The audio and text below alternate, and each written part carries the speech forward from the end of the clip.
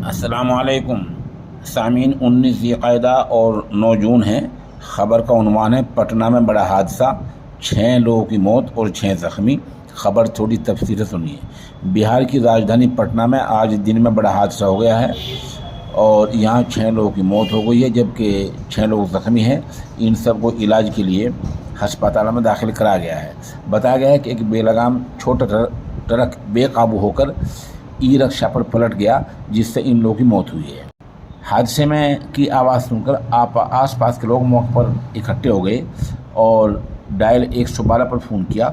Police ने लाशों को पोस्टमार्टम के लिए और ज़ख्मियों को अस्पताल में पहुंचा दिया गया है। बताया जा रहा है कि अभी तक ज़ख्मियों की पहचान नहीं हो पाई है, तब मरने वालों की पहचान हो गई है।